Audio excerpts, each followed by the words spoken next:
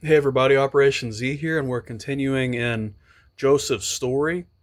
And, we pick up where we leave off. We're in part 4 now, but in part 3, basically, Joseph has these two dreams, and he tells his brethren and his father, and, it makes his father mad at him because his father rebukes him for that dream that he had, which boasts himself above all the rest of them.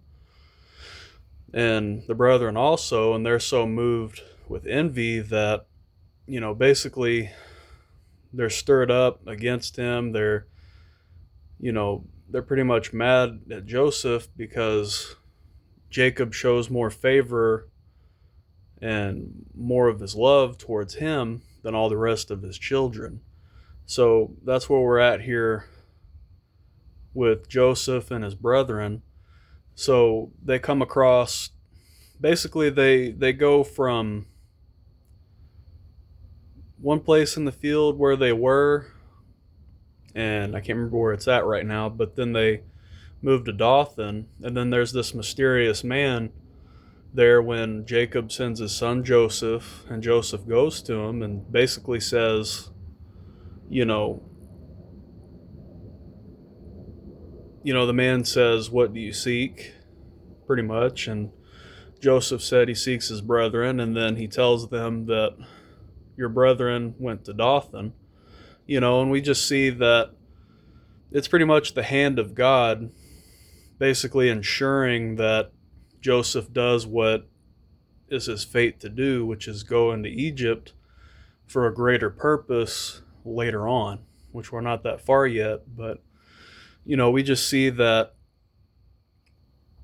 basically just this mysterious man is there in the field, and he just happens to know where his brethren went. And his brethren could have left and went there just so their brother, who they were mad at, couldn't, pretty much the way they were seeing it, spy on him and spy on them and all that stuff to, report on them to their father and whatnot. And, it was very tense, and it would have been better for Joseph had he not found him, because it says in the scripture where we left off that they saw Joseph coming from afar and then they sought to kill him, which we see that, God doesn't allow that to happen, and God has a different plan as we go forward here. But here's where we're at. We are in Genesis chapter 37, verse 19.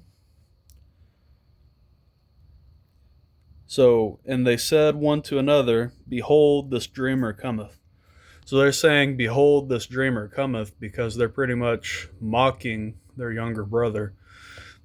Pretty much saying, "Oh, well, here the dreamer is. Here he comes, and all these great things that he speaks of himself and all that," which were true, but it wouldn't have stirred up so much strife and anger had he just simply kept it to himself. But he told them, who were already kind of jealous of him anyway, because they see every day that their father treats him and loves him better than all of them, just because he's Rachel's son, and opposed to them, Leah, and then the two handmaids' sons, and so forth. And, we just see that basically they're saying here, this dreamer cometh, and then in Genesis chapter 37, verse 20, "Come now, therefore, and let us slay him, and cast him into some pit, and we will say, some evil beast hath devoured him, and we shall see what will become of his dreams." So they're basically, and again, God intends it for a purpose of peace, because, Joseph has this great destiny that he's supposed to fulfill, for a greater purpose. But, his brothers right here are just saying, well, let us do this thing here, and then we'll see what'll become of his dreams. You could tell they're furious over these dreams that he told his father and them both, which exalts him even above his father. And we just see that here. And, pretty much we'll see everything that he goes through and everything that takes place here as the story goes. But Genesis chapter 37, verse 21, and Reuben heard it, and he delivered him out of their hands and said, let us not kill him.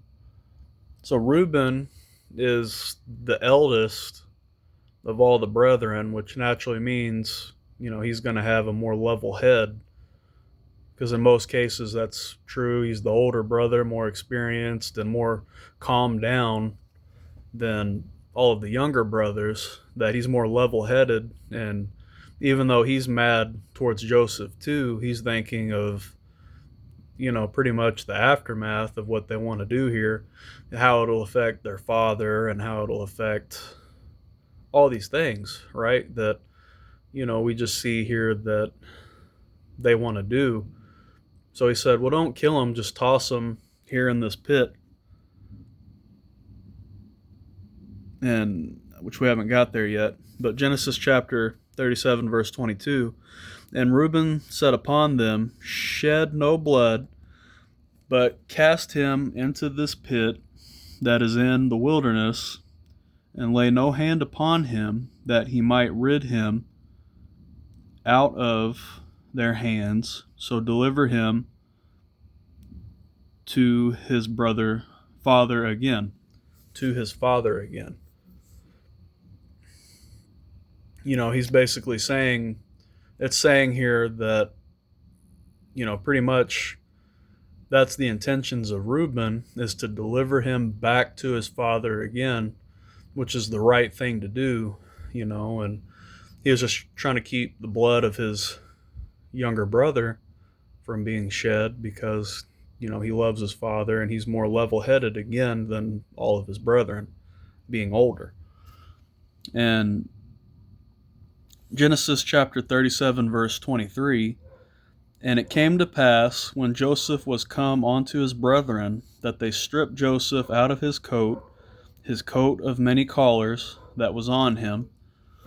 So we see here at this point that in a rage and fury, they grab him up, they take his coat from him that his father has given him, which again, this coat they're going to be naturally very jealous of, because it's a bright, flashy coat that he is given, and it shows a form of prestige over all his brethren, probably having, regular old shepherd's clothing type stuff going on, robes, and, just the standard changes of garments that they would have, but here Jacob goes and gives Joseph this very,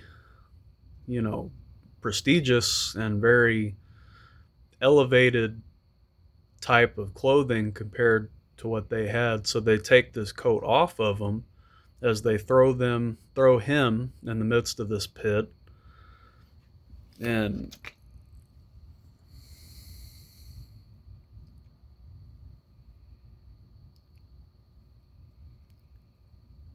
we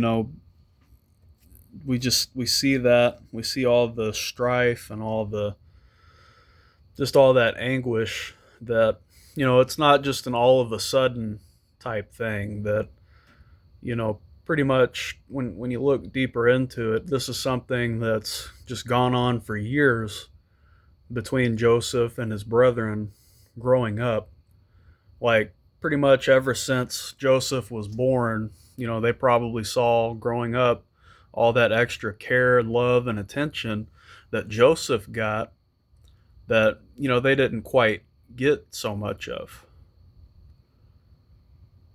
And maybe Reuben did, being his first son and whatnot, and, by Leah, but, maybe it was, but pretty much Joseph, as soon as they had Joseph, it just, all the attention went to him, and all the, the good and the favor goes to Joseph. And not even so much favor, it's just, pretty much it's biased. Like, basically, he loves Joseph because he's the son of Rachel, the wife that he loves more than all of his other wives that he had. And, he was made special above all his brethren there. And, it's just, this is over the years, and it's not just that all of a sudden they want to do all these things to Joseph kind of thing. That's just what set them over the edge. And, it's honestly kind of a wonder it hasn't already happened. But he has these prophetic dreams, and these prophetic dreams that Joseph has just kind of, he goes and tells them, and pretty much it riles them up. It gets them real bent out of shape, because they're like, well, what if it's true? What if they are prophetic and they're not just something that he dreamt up? What is our brother going to rule over all of us? And he's just going to take charge and take the place of our father when he passes away? And, just stuff like that's going through their heads, like, and, that's another thing too, where Reuben can be more level-headed than the brethren.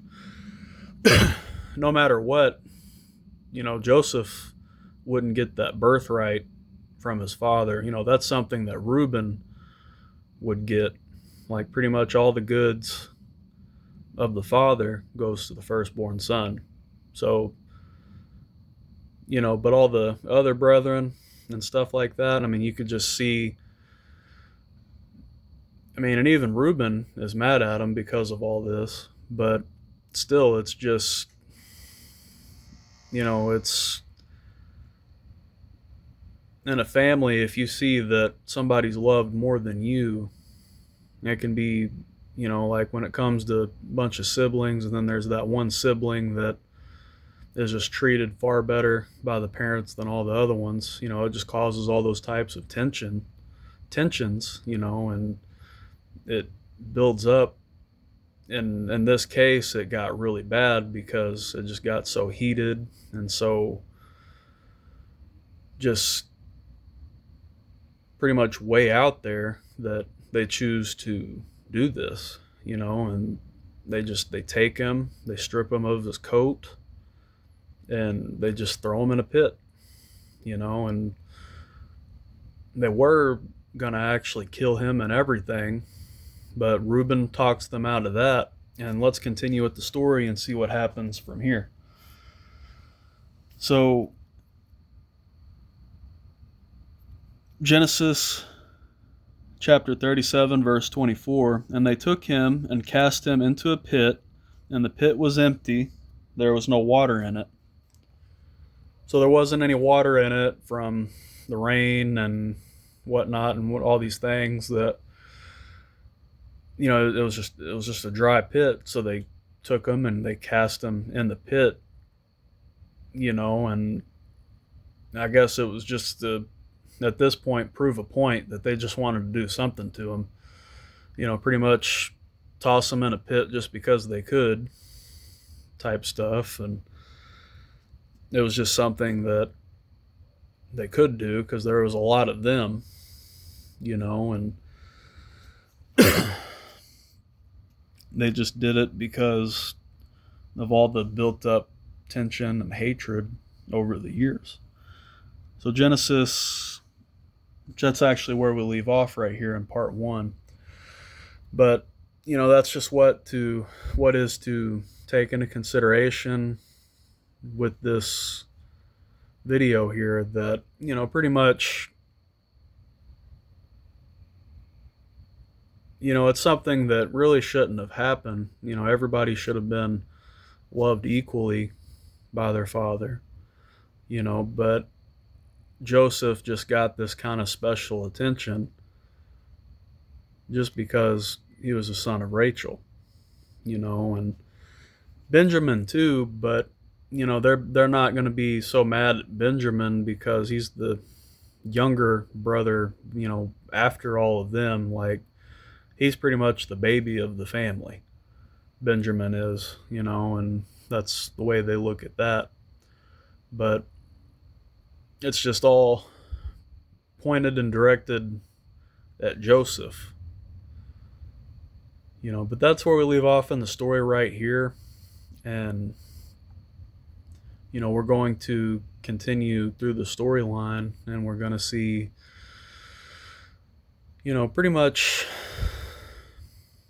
we'll see what happens the way they do this. And then, pretty much they're going to be very regretful of it because of what happens in the future. And, they're just going to see that they shouldn't have been that way. And they should have, pretty much still loved their brother, even though this was going on, and whatnot. But that's just the way that they felt, and that's what happened from the situation. But you all have a blessed day.